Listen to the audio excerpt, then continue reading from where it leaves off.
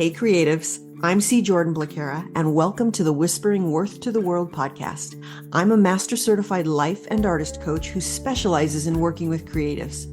This is where I share what I would tell my younger self if I could, what I've learned about the art of being human, about our inherent divine equality, and how it all relates to navigating our creative expression in the world.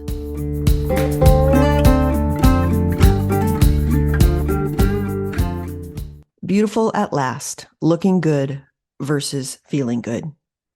When I first became a coach over a decade ago, a coach I admired and respected and who had worked with me for several months without ever having seen my face, eventually had the opportunity to see a video that I created where I was on camera. She was giving me her professional feedback on the video, so she made her comments, and then she included this at the end of her email in parentheses. "Oh, and you are so beautiful." Now, I have received compliments about my external appearance during my life, and truth be told, it was troubling. The fact was that I didn't feel beautiful. I didn't feel beautiful on the inside, and I certainly didn't feel like I thought beautiful people would feel. There was a distinct dissonance between the external compliment and the way I actually felt in my own skin. I actually had something that many people, and women in particular, want: positive attention for my external appearance, and yet I felt bad about myself, bad about me on the inside. So when someone would express that they thought I was pretty or beautiful or attractive, this is what I would say on the inside: "You don't even know me. You may see how I look, but you are not really seeing me, who I really am on the inside. You haven't even gotten to know me. I may appear pretty to you, but I don't feel pretty. Maybe I am on the outside to you, to your eyes, through your lens, but this exterior doesn't even feel like me, the real part of me.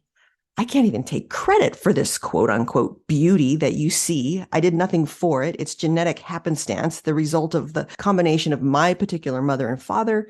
And where it really counts on the inside is where I'm lacking. It's where I don't feel like what I imagine pretty is supposed to feel like.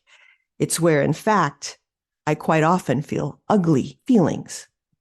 Suffice it to say that I did not feel deserving of anyone's admiration for my appearance, but oh, to feel deserving of admiration. How nice that might be.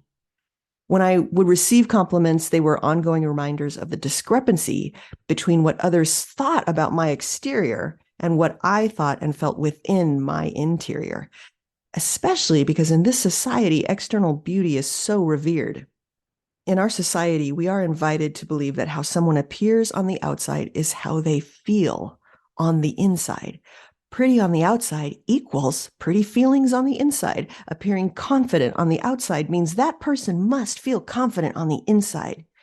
People who look strong on the outside must feel strong on the inside. If we admire a person for how they appear on the outside, they must feel admirable on the inside. Or if we desire a person because of their looks, they must feel desirable on the inside. Hold up. Not so fast, my friend. I can tell you categorically from my personal experience that just because you find a person quote unquote attractive on the outside, that does not necessarily equate to them feeling attractive, admirable, likable, or confident on the inside. In our society, women are conditioned to believe that our main value isn't how we look. If we look good, then we'll feel good. And again, in my personal experience, I know that to be categorically not true. And also, in my experience as a master life coach, artist coach, and creativity coach, my clients again and again prove this equation that looking good equals feeling good to be completely false. They experience this fallacy in their own lives as well.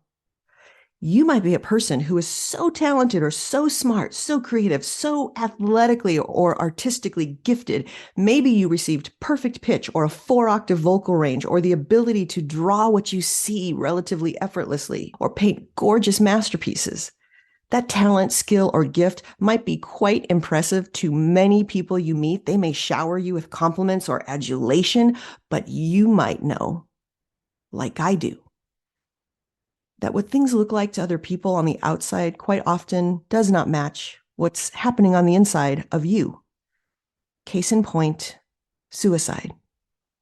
When we hear about a suicide or overdose of someone that we thought had it all, or was so talented, or so rich, or so famous, or all of the above, it is shocking. It seems inconceivable. I mean, my God, they had everything. It flies in the face of the social conditioning Kool-Aid that convinces us that how someone's life looks on the outside is how it absolutely must feel on the inside.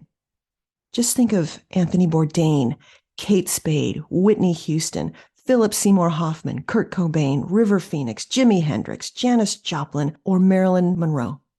You can be the most photogenic or iconic woman in the world and be able to make love to the camera, but you could also feel utterly unloved or unlovable. You might give voice to a generation and its angst or its dreams for the future, but you could still feel unspeakable despair. You might entertain a worldwide audience and be adored by the masses, or be one of the most quintessentially charismatic performers there is, but loneliness might be killing you inside. How a person appears to you doesn't necessarily equate to how they actually feel, and how you appear to others may not equate to how you actually feel inside. Don't be seduced by society's Kool-Aid, because really, when it comes down to it, what is more important, how you look or how you feel? So even though I can still fall prey to the siren call of that societal Kool-Aid, in my heart of hearts, deep down, I believe how I feel is more important than how I look. So over a period of many years, I began to question all the reasons that I thought I was ugly inside. I began to question all those ugly ideas about myself and what I thought could make me, or any person for that matter, unworthy. And slowly but surely, those ugly ideas began to unravel and release their hold on me. I began to poke holes in the societal Kool-Aid that says looks are everything, appearances are the end all, be all. And while I am still on a continuum and still on the path of releasing more and more of that societal Kool-Aid, I can finally say that I feel beautiful on the inside, which is where it matters most to me.